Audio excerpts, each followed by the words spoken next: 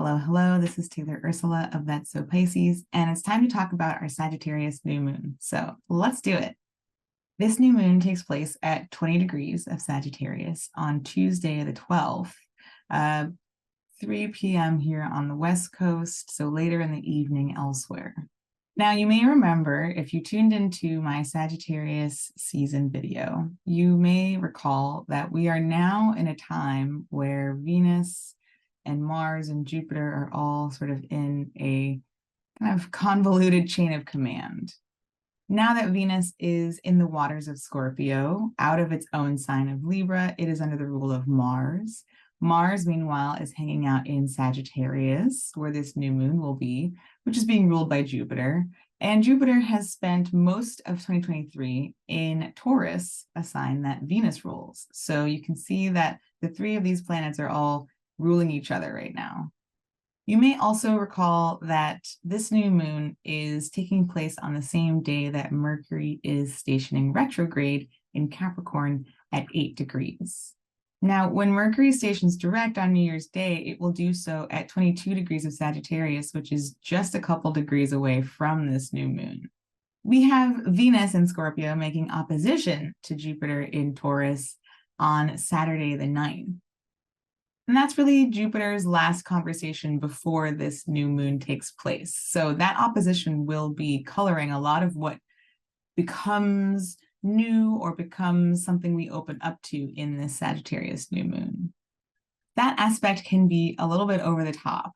We have Venus in its sign of detriment, which is a place where Venus needs to work harder to get what Venus needs, where Venus has to maybe strategize to get their feelings acknowledged or to understand their feelings, or have to dig a little deeper to sort of understand the motivation underneath what is desired in Venus. And of course, Jupiter is being ruled by Venus since it's hanging out in Taurus. So based on those significations of Venus in Scorpio, what we feel compelled to overdo or to maybe explore or experience in excess will have to do with what Venus is trying to make happen in Scorpio. That's requiring a little bit more attention, a little bit more emotional depth, a little bit more, I don't know, you tell me what's coming up for you there in that Scorpio placement. But these two bodies together desire more of a good thing. So we can definitely be a little over the top. We might feel really good leading up to this new moon. We are entering a period that is traditionally focused around gathering with loved ones, whatever sort of holidays we're celebrating, whatever sort of themes or reasons or, events that are taking place around you. This is typically a time where we are gathering, spending time with people, indulging, etc. So the weekend leading up to this new moon may be a lot. On the day before this new moon, we have Venus in Scorpio making a sextile to Mercury in Capricorn.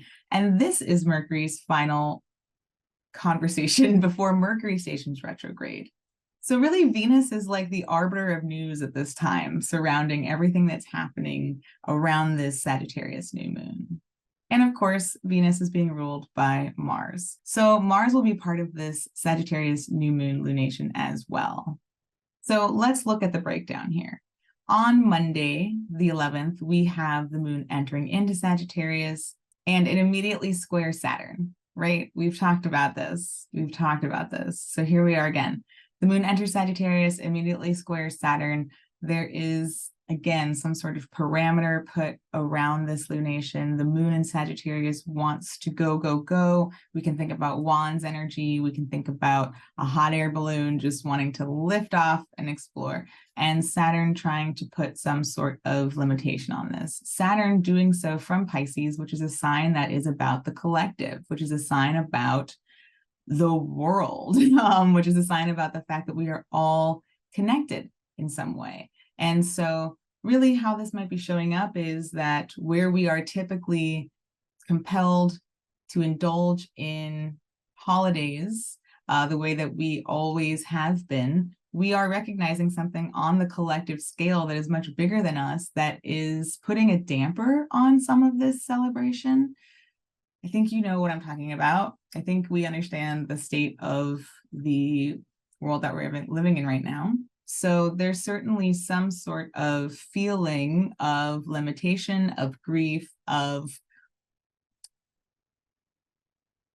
being blocked in connecting deeply with that Sag energy.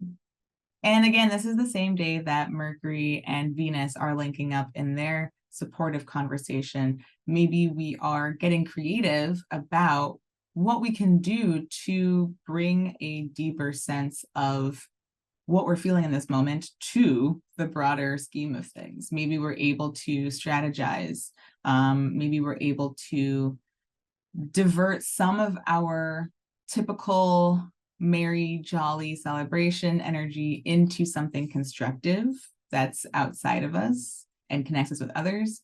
Maybe we're able to figure out some way to address the multiple emotional spaces we're occupying right now. On Tuesday the 12th, the moon then meets with Mars. And so there may be a drive to act, right?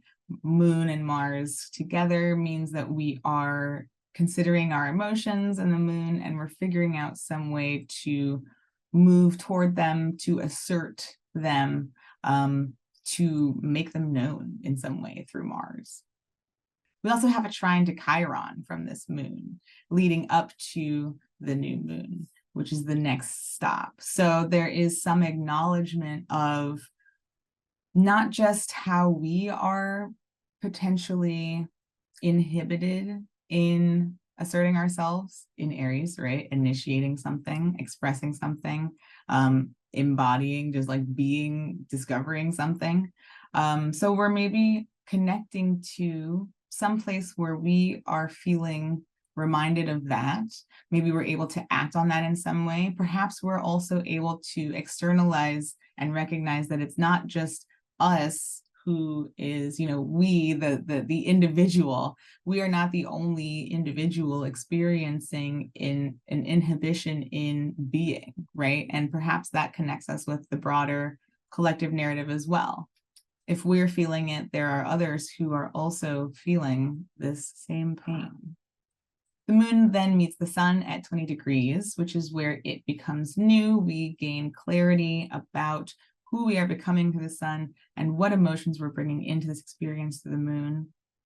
And the moon then goes on to trine the north node. So something about this lunation brings us directly into contact with what it is we are moving towards collectively through the north node as individuals. I love that. I love the juxtaposition there.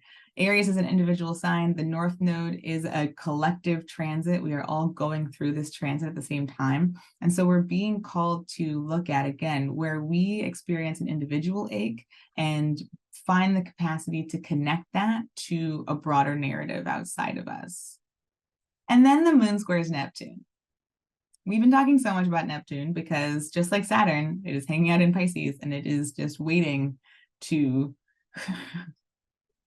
to trip up, to just like bombard any planet that is moving along any of the signs on the mutable axis. So Neptune maybe is representing for us right now this feeling of, what am I able to create right now? What am I able to contribute to? Yes, I'm connecting my individual experience to the experience that is happening to others outside of me. Yes, I'm recognizing this broader need for change outside of me. Yes, I'm recognizing that I'm feeling maybe pulled in multiple directions, or my energies are scattered, or I can't fully be present in the environment that I'm a part of. And so what does it all mean? And how am I able to contribute to that? How am I able to change that? And again, that speaks to something we may be navigating on a collective scale, where we all feel just a bit confounded about what even is possible at this time. And of course, we end this day here on the West Coast with Mercury stationing retrograde. For y'all elsewhere, Mercury stations retrograde early in the morning for you the next day.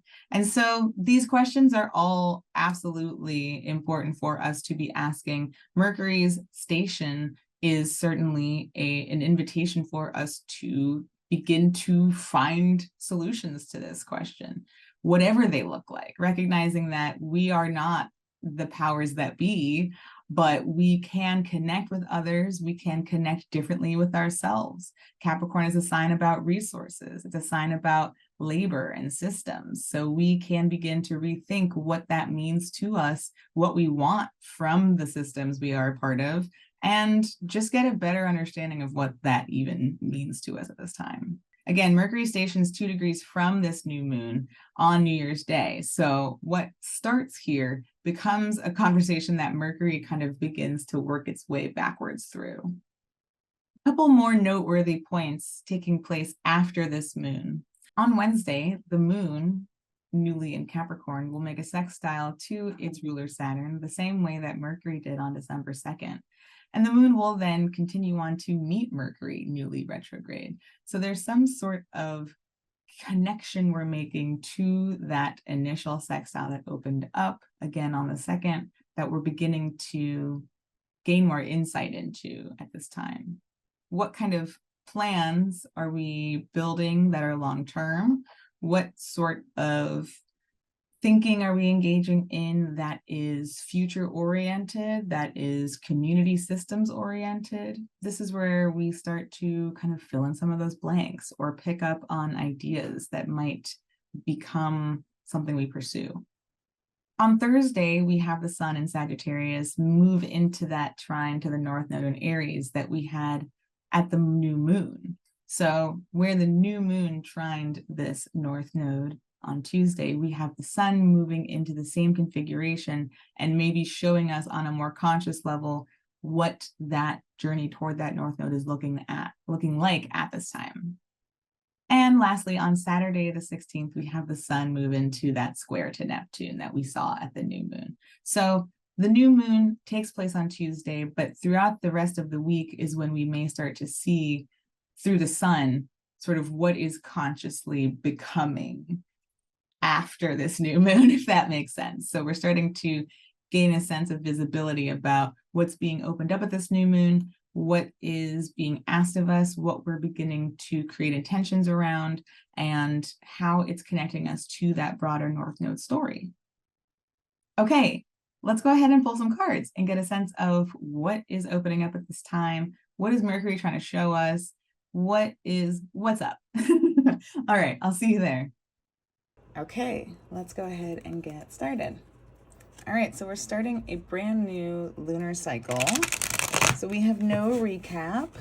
We're just starting fresh with our first pull for the cycle, for the phase. Okay, so a quick reminder, if you want to pull along with us, you can check out the link in the description of this video. There's a free moon phase PDF. I'll also go ahead and share with you that I've made I call it an anti-planner. I've made a sort of Astro Tarot guide for the first half of 2024. It's called Winding the Wheel. It incorporates these moon phase pulls as well as features a weekly breakdown of the transits and provides a custom weekly spread for each kind of time that we're moving through. So if you want to purchase that is also available on my store. If you've enjoyed my polls, if you've enjoyed this content and you want to work with it on a more personal level, you can do that. Okay, that's the spiel. Here we go. So when we are pulling for the new moon, we are asking about the following prompts. We're asking about a cycle that is beginning for us now. What's opening up for us at this time? We're looking at what has been cleared away to allow for this shift to occur, right? And typically what's being cleared away is happening in the third moon quarter phase and the dark moon that follows. We're looking at what this new cycle may look like as it unfolds. And lastly, we are getting a sense of how we can ground our ideas and intentions at this time. Okay, so we'll get a look at what's going on in these very Neptunian waters.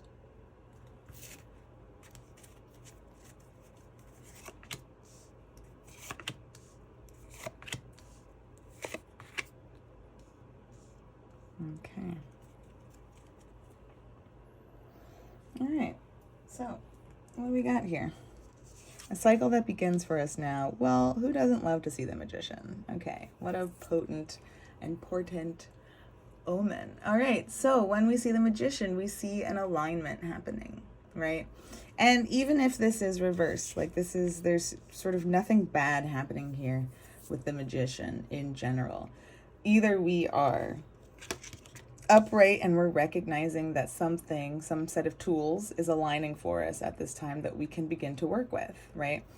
I designed this to sort of show, like, here is the lineup of planets necessary to kind of conjure the energy that we need or that is required for this project. So we can take a look around us at this new moon and get a sense of what tools have become available to us, right? We've been talking about, what can I do? What am I able to act on at this time? Everything is kind of chaotic and a mess. So we have some tools lining up for us. And it's important for us to get clear on what those tools are so that we can determine what action, what course of action is ready for us to begin to take at this time. If we are feeling the reversal of this, then we are taking a moment at this new moon to get clear on what tools could I work with, right? Sometimes I've looked at this reversed as, all right, what tools would I need for this specific thing? But what we've talked about in the transit portion is that we don't really know what the specific thing is. And so it might be, let me take inventory of what my tools are. Let me take inventory of what I currently have access to. Let me think a little bit ahead and get clear on what tools or resources may be headed my way down the line in the sort of near immediate future. We can think about the scope of the lunar phase, right? So in the next month or so, even thinking about the scope of the rest of the year, as 2024 arrives. And let's do that since the Magician is a card that is affiliated with Mercury, who will station direct on New Year's Day. So absolutely, let's frame this as the year is winding down. Maybe I don't have all the tools that I want. Maybe I don't even know what I'm trying to create. I don't even know what it would look like for these things to align. So let me get clear on that. Mercury's about to station retrograde at this moon. So let me take this time to get clear on what tools I have available to me. What could I do with those tools? What tools are making their way toward me? What tools are on the precipice of being available to me? And what would I, once I've taken inventory of what those look like, what would I be able to make from that? Sort of like taking inventory in the kitchen. What do I have in the pantry? And then, like, could I make something out of this? And what would that look like? Okay. So what has been cleared away to allow for this shift? Maybe some, like, deeply programmed instincts on productivity, right?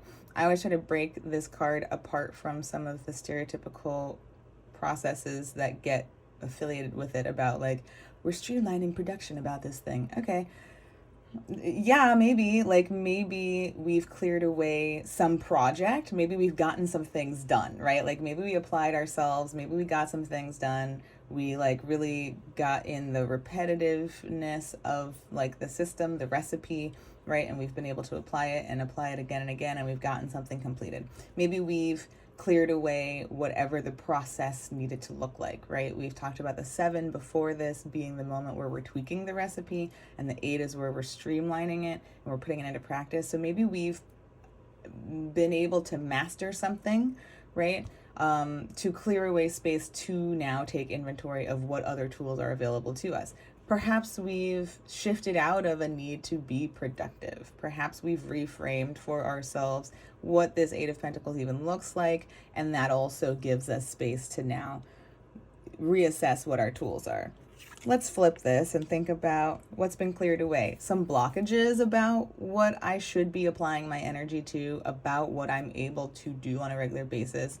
If this is, I know we talked about in a recent poll, we talked about, like, what kind of energy am I working with and how can I be honest and upfront about that?